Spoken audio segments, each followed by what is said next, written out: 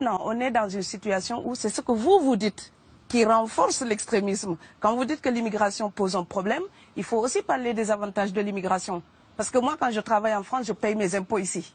Donc les étrangers qui sont là, il y a une partie qui peut travailler et envoyer au pays aider. La majorité paye ses impôts, s'installe dans vos pays, enrichit vos pays. Donc ce sont des citoyens productifs. Après, il faut voir, il y a une minorité qui vient, il y a des morts, certes. Mais je voulais souligner une chose. Le discours que vous avez, il est encore légitime tant que l'Afrique restera muette. Et moi, aujourd'hui, je voulais m'indigner pour le silence de l'Union africaine. Les gens là qui meurent sur les plages, et je mesure mes mots, si c'était des Blancs, la terre entière serait en train de trembler. Ce sont des Noirs et des Arabes. Alors eux, quand ils meurent, ça coûte moins cher. Ici, j'étais venu en 2008 et j'avais dit, l'Union européenne, avec ses flottes de guerre, avec son économie, je vous dis une chose, si on voulait attaquer nos pays ici en Occident, il y aurait des moyens de se défendre. Donc si on voulait sauver les gens dans l'Atlantique, dans la Méditerranée, on le ferait. Parce que les moyens qu'on a mis pour Frontex, on aurait pu les utiliser pour sauver les gens. Mais on attend qu'ils meurent d'abord. C'est à croire que le laisser mourir est même un outil dissuasif. Et je vais vous dire une chose, ça ne dissuade personne. Parce que quelqu'un qui part et qui envisage l'éventualité d'un échec, celui-là peut trouver le péril absurde et donc l'éviter. Mais celui qui part pour la survie, qui considère que la vie qu'il a à perdre ne vaut rien, eh bien celui-là, sa force est inouïe, parce qu'il n'a pas peur de la mort.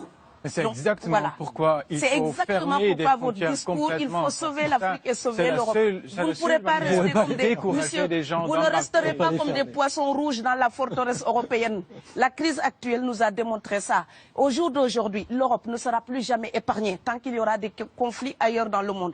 L'Europe ne sera plus jamais opulente tant qu'il y aura des carences ailleurs dans le monde. On est dans une société de la mondialisation où un Indien gagne sa vie à Dakar, un Dakarois gagne sa vie à New York, un Gabonais gagne sa vie à Paris. Que ça vous plaise ou non, c'est irréversible. Alors trouvons une solution collective ou bien déménager d'Europe parce que j'ai l'intention de rester. Quand quelqu'un part, c'est comme quelqu'un qui est élu, choisi, peut-être le plus débrouillard. Et il y a tout un clan ou toute une famille qui pose son espoir sur cette personne-là. Monsieur, là, je vous vois bien habillé, bien nourri.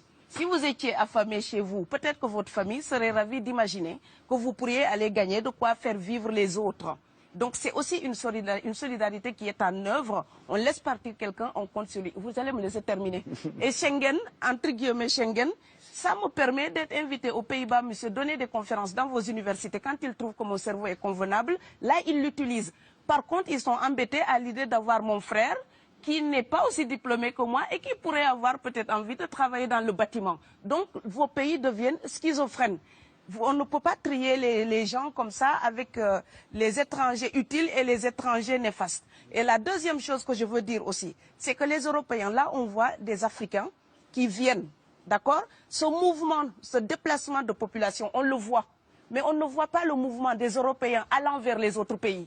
Alors, celui-là, c'est le mouvement des puissants, ceux qui ont l'argent, ceux qui ont le bon passeport. Donc vous allez au Sénégal, vous allez au Mali, vous allez dans n'importe quel pays du monde, au Canada, aux États-Unis, partout où je vais, et je voyage tout le temps, je croise des Français, des Allemands, des Hollandais. Je les rencontre partout sur cette planète parce qu'ils ont le bon passeport. Donc, comme avec l'exotisme, l'Europe s'était arrogé le précepte unique, unilatéral, de l'exotisme. Les autres sont exotiques. Alors que pour quelqu'un de mon village, il n'y a rien de plus exotique que quelqu'un d'Amsterdam. Maintenant, pour l'étranger aussi, pour les voyages des temps modernes avec la mondialisation, quand les pauvres viennent vers vous, il y a des mouvements de foule qu'il faut bloquer. Mais quand vous, avec votre passeport et avec toutes les prétentions que cela donne, vous débarquez dans les pays du tiers-monde, là, vous êtes en terrain conquis. Donc, on voit les pauvres qui se déplacent, on ne voit pas les riches qui investissent dans nos pays. L'Afrique se développe en taux entre 5 et 10%. Ce n'est plus de la progression, c'est de la surchauffe.